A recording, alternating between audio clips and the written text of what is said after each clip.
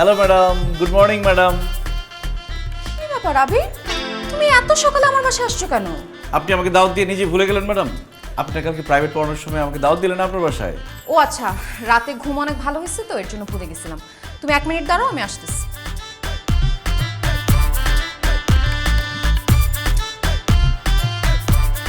এই নাও টাকা, বাজারের লিস্ট, বাজারের ব্যাগ। কি ব্যাপার ম্যাডাম, আপনি আমাকে টাকা, বাজারের লিস্ট, বাজারের ব্যাগ ধরা দিচ্ছেন কেন? বাজার করে নিয়ে আসার জন্য।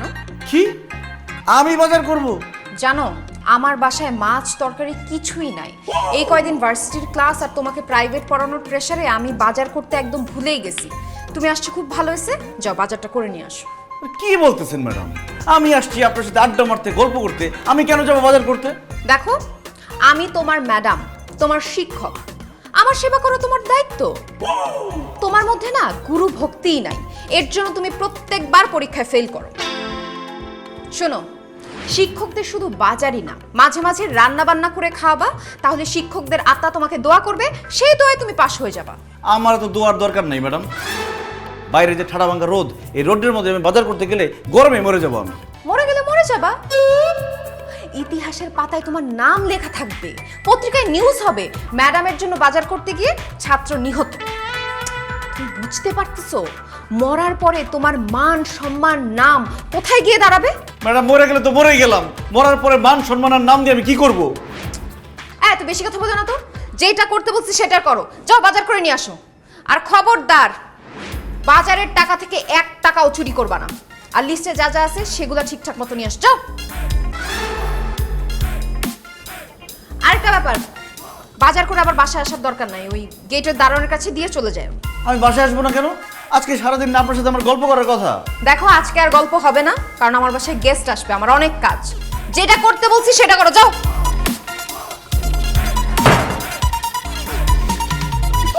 I just hate you, madam.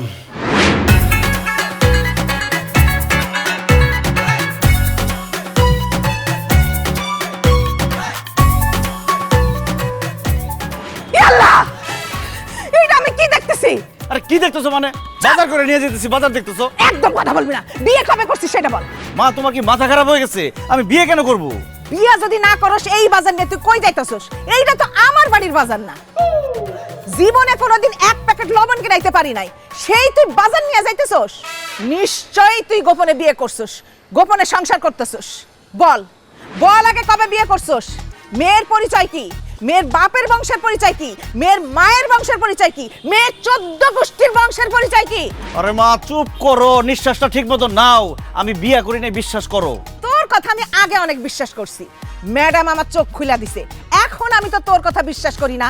তুই যেরকম মিথ্যা কথা বইলা, স্যারের কিডনির অপারেশনের কথা বইলা আমার কাছ থেকে টাকা নিয়ে গেছস, তেমনি তুই বিয়া করে মিথ্যা কথা বলতেছস যে তুই বিয়া করস নাই। ওরে মারে, আমি বিয়ে করি নাই। আচ্ছা ঠিক আছে, এই যে তোমার মাথায় হাত দিয়ে কসম খাইতেছি আমি। তো ও মাই গড, মানে কসম কাটবি তাও আমার মাথায় হাত দিয়া? তার মানে তুই যদি মিথ্যা কথা বলিস আমি মরে যাব? আচ্ছা ঠিক আছে, এই যে আমার মাথায় হাত দিয়ে বলতেছি আমি বিয়ে করি নাই, কোনো গোপন সংসার করি না। বিয়ে করস না, সংসার করস না, তাহলে এই বাজার নিয়ে কই যাইতেছস? ম্যাডামের বাসায়। ম্যাডামের বাসায় তুই কেন বাজার নিয়ে যাবি? আরে ম্যাডামের বাসায় বাজার নাই, সে আমাকে ডেকে টাকা, লিস্ট, ব্যাগ ধরা দিয়ে বললো যা বাজার করে নিয়ে আসো। আমি তো প্রথমে যেতে রাজি হই নাই, আমাকে একরকম জোর করে বাধ্য করছে বাজারে যাইতে। বিয়াদব ছেলে, কেন তোকে রাজি করাতে হলো জোর করে? খবরদার, এরপর থেকে ম্যাডামের বাসার বাজার তুই নিজে থেকে করে দিবি, তোকে যেন বলতে না হয়। তাইলে ম্যাডাম তোরে দোয়া করবো, তখন তুই পরীক্ষায় পাশ করবি। এখন দাঁড়াই রইছিস কেন? দাঁড়ায় থাকবো না, কি করবো? তুমি কথা বলতেছো না? আরে তাড়াতাড়ি ম্যাডামের বাসায় বাজার নিয়ে যা, বেলা অনেক হয়েছে না? কখন বাজার নিবি, কখন রান্না বান্না করবে আর কখন খাইবি? মা, ম্যাডাম খুব হিসাব করে টাকা দিছে, বাজার করার পর 1 টাকাও নাই। আমার হাঁটতে খুব কষ্ট হইতেছে এতগুলো বাজার নিয়ে। 50টা টাকা দাও না, একটা রিক্সা নিয়ে যাই। আরে বাবা দাঁড়া, দিতেছি। দাও। এই নে, কোথায় দেবো? আচ্ছা আচ্ছা শোন, হ্যাঁ? ম্যাডাম কি তোর রিক্সায় যেতে বলছে?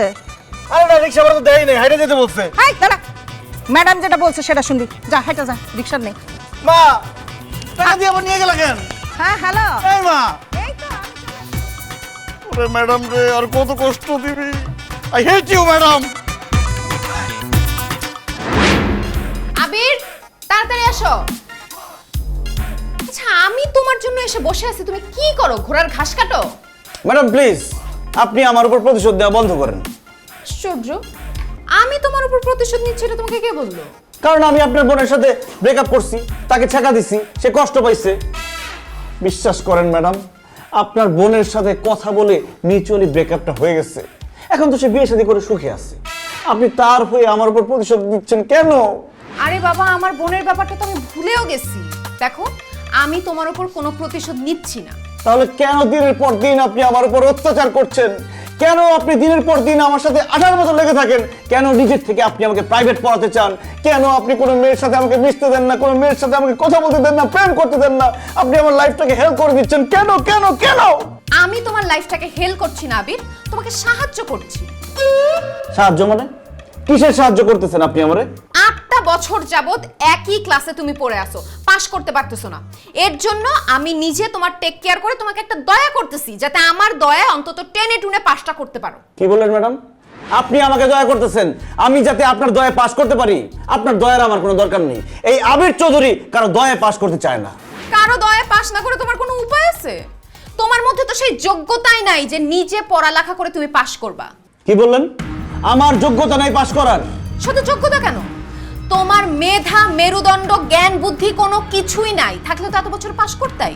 এতদিনের কথা বাদ দেন, এই বছর পরীক্ষায় পাস করে আমি আপনাকে দেখাই দিব। আপনি কি সেটা দেখতে চান? জীবনেও পাশ করতে পারবা না। তুমি যদি পরীক্ষায় পাশ করতে পারো তাহলে আমার হাতের তালুর মধ্য দিয়ে তাল গাছ উঠবে। ম্যাডাম, এত বড় কথা আপনি আমাকে বললেন। ঠিক আছে, আমিও পরীক্ষায় পাস করে দেখাই দিব যে আমিও পারি। খবরদার, আজকের পর থেকে আপনি আমাকে প্রাইভেট পড়াতে আসবেন না, আমাকে পড়াশোনার ব্যাপারে কোনো সহযোগিতা করবেন না। আপনার সহযোগিতা ছাড়া আমি পাস করে দেখাই দিব। ঠিক আছে, আমি আজকে থেকে তোমাকে আর প্রাইভেট পড়াবো না, কোনো এক্সট্রা কেয়ার করব না। স্টুডেন্ট আর 5টা যেভাবে পড়ে সেইভাবে তুমি পড়বা, আমিও দেখি তুমি কিভাবে পাশ করো। দেখেন কিভাবে পাস করি। লাগবে না আপনার এক্সট্রা কেয়ার, প্রাইভেট পড়ানো লাগবে না। Just wait and C.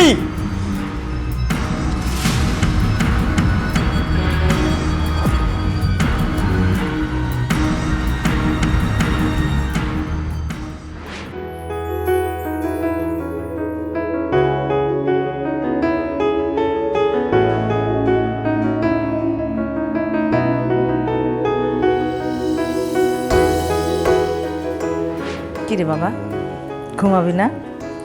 মা, এই চ্যাপ্টারটা পড়ে তারপর ঘুমাবো। তুমি যাও, শুয়ে পড়ো। রাত কিন্তু অনেক হয়েছে। হ্যাঁ, হ্যাঁ, ঠিক আছে।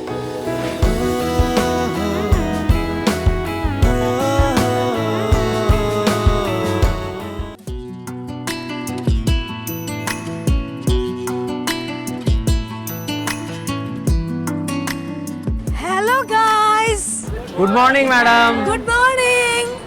আচ্ছা, তোমরা সবাই এখানে, তোমাদের বন্ধু কোথায়? আপনি কার কথা বলছেন ম্যাডাম? আরে বাবা, তোমাদের বন্ধু, এই ইউনিভার্সিটির সবচেয়ে সুদর্শন ও হ্যান্ডসাম ছেলে আবিরের কথা জিজ্ঞেস করছি। ও কোথায়? আবির তো লাইব্রেরিতে পড়াশোনা করতেছে ম্যাডাম। কি বলছো? আবির এই সময় লাইব্রেরিতে লেখাপড়া করছে? ও তো এই সময় সব সময় ভার্সিটির মাঠে থাকে, মেয়েদের সাথে দুষ্টুমি করে, টাঙ্কি মারে, আমার সাথে কত রকম কথা বলে।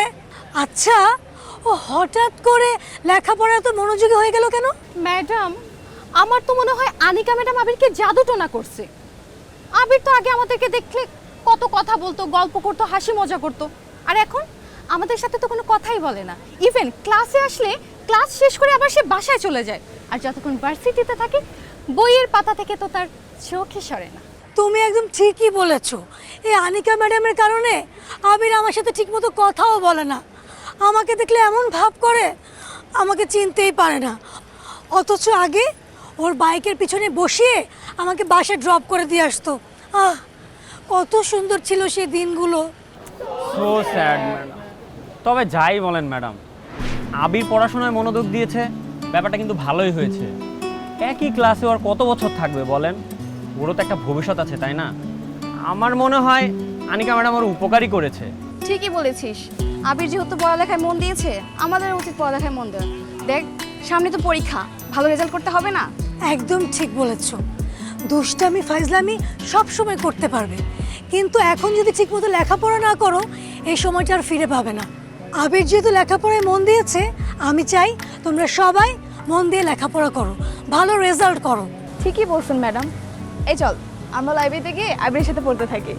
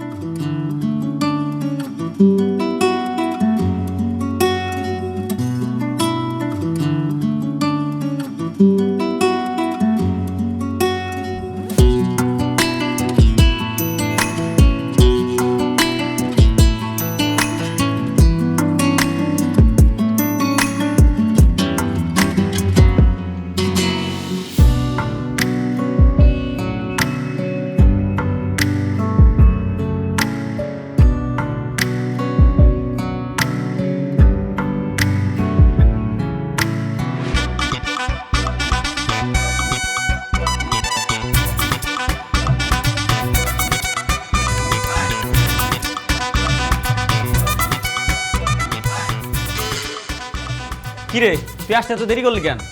দোস্ত, রাস্তা দিয়ে আসার সময় আস্তে আস্তে যত ফকির মিসকিন দেখছি সবাই টাকা দিতে দিতে আসছি, যাতে তারা আমার জন্য দোয়া করে আমি পাস করি। আমার রেজাল্টের কি অবস্থা?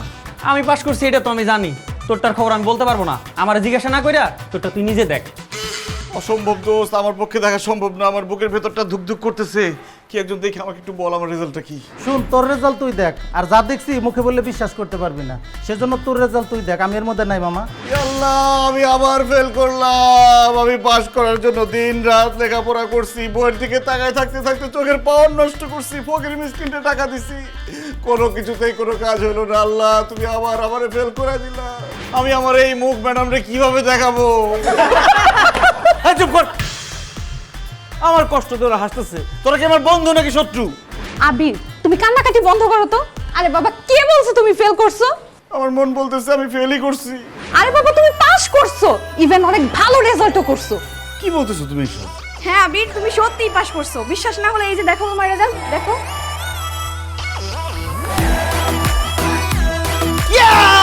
আল্লাহ, তোমাকে অনেক অনেক ধন্যবাদ। তুমি আমাকে পাস করাই দিছো। এখন আমি খুশিতে হাসবো, কাঁদবো নাকি নাচবো বুঝতেছি না। আবির, তুমি এত বছর পরে পাস করছো, তুমি একাই নাচবে কেন? সাথে আমরা সবাই নাচবো। আচ্ছা দেখ আমি এত বছর পর তুই পাস করছো, আমি করে কিন্তু বড় জন্য একটা ট্রিট দিতে হবে। কিপটা আমি করলে কিন্তু হবে না। আরে কোনো ট্রিট ফিট হবে না, বড় একটা পার্টি হবে। সেই পার্টিতে কেক কাটা হবে, খাওয়া দাওয়া হবে, নাচা হবে, গানা হবে, সব কিছু হবে। কিন্তু তার আগে ম্যাডামের সাথে আমার বোঝাপড়া আছে। ম্যাডাম আমাকে বলছিল আমি নাকি কোনোদিন পাস করতে পারবো না। ম্যাডামের বুকের উপর গিয়ে বলবো, দেখেন আমি পাস করছি।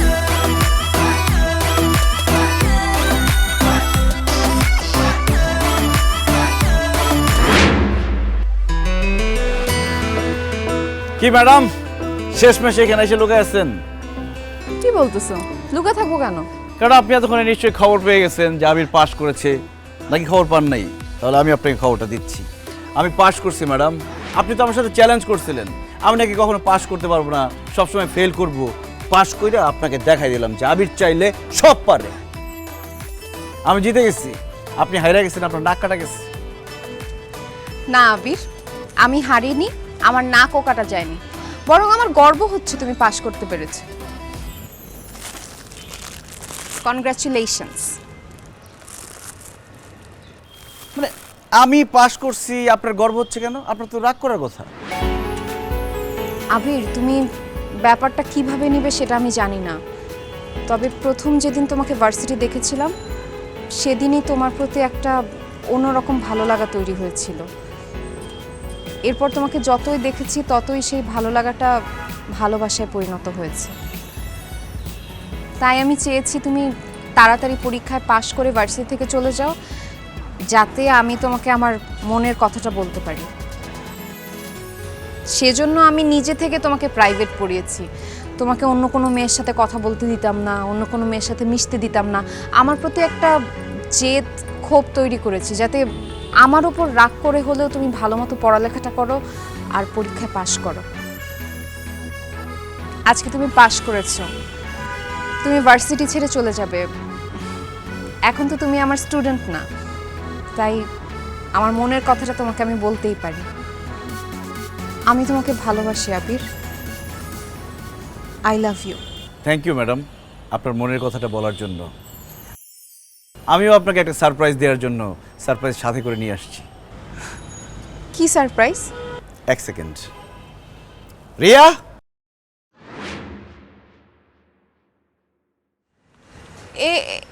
এই মেয়েকে? কেন? আপনার জন্য সারপ্রাইজ।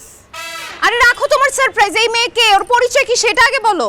ম্যাডাম, ও হচ্ছে রিয়া, আমার গার্লফ্রেন্ড প্লাস হবু বউ। আমি এখন পরীক্ষা পাশ করছি, কয়েকদিন পর আমরা বিয়ে করব। হোয়াট? জি। আপনি কি করে ভাবলেন? আপনি আমাকে স্টুডেন্ট লাইফে যেই টর্চার করছেন, যেই অপমান করছেন, যে খারাপ ব্যবহার করছেন, এরপরে আমি আপনাকে ভালোবাসবো, আপনাকে বিয়ে করব। I hate you madam. Riya, I love you. অসম্ভব। আমি জীবনে কাউকে আমার ভালোবাসার কথা, আমার মনের কথা বলি নাই। আজকে যেহেতু আমি তোমাকে বলছি, আমাকে তোমার ভালোবাসতেই হবে। মগের মুলুক পাইছেন? আমার বয়ফ্রেন্ড কেন আপনাকে ভালোবাসবে? শোনেন ম্যাডাম, ম্যাডামের জায়গায় থাকবেন। খবরদার আমার বয়ফ্রেন্ড থেকে 100 হাত দূরে থাকবেন আপনি। আই তুই চুপ, হাড্ডির মতো থাক, কাবাবের মাঝখানে আসিস না। আবির তুমি শুধু আমার। অসম্ভব, আবির শুধু আমার, ওকে শুধু আমি ভালোবাসি, আর ওকে আমার কাছ থেকে কেউ কেড়ে নিতে পারবে না। কেড়ে নিতে না পারলেও আমি ছিনতাই করে আবিরকে নিয়ে যাব, তাও তোমার হইতে দিব না। আবির প্লিজ ওর কথা শুনো না। বললেই হলো, আবিরের জন্য আমি আমার স্বামীর সংসার ছেড়ে চলে আসছি, আর আমি মরে গেলেও ওকে আমার কাছ থেকে আলাদা হতে দিব না। এই কি কি বললা তুমি? আমার জন্য স্বামীর সংসার ছেড়ে চলে আসছো মানে? তুমি কি বিয়ে করছিলে নাকি? না বেবি, মানে বিয়ে একটা মানে হয়েছিল, ওসব কিছু না, আমি তো তোমাকে ভালোবাসি। হ্যাঁ, তোর ভালোবাসা কে তোর ভালোবাসতে বলছে? তুই আমারে বলস নাই কেন তুই যাকে বিয়ে করছিলি? আল্লাহ, আমি পরীক্ষায় পাস করলাম, প্রেমের পরীক্ষা আবার ধরা খাইলাম। সারা আমি তোরে ঘৃণা করি, আই হেট ইউ। বুঝা আবির, ওর তো একটাই বিয়ে হয়েছে, আরেকটা বিয়ে তুমি করে ফেলো না। ম্যাডাম, আপনি এসবের মধ্যে একদম কথা বলবেন না। আমি আপনাকেও ঘৃণা করি, আই হেট ইউ। বেবি শোনো, এসব তো হয়, এখন এগুলো কোনো ব্যাপার না, আমি তো তোমাকে ছেড়ে যাবো না। একদম ঘুষো মেরে নাক মুখ ফাটালাম। আচ্ছা মারো, আমাকে মারো, কোনো প্রবলেম নাই বেবি, আমাকে আরো মারো তুমি।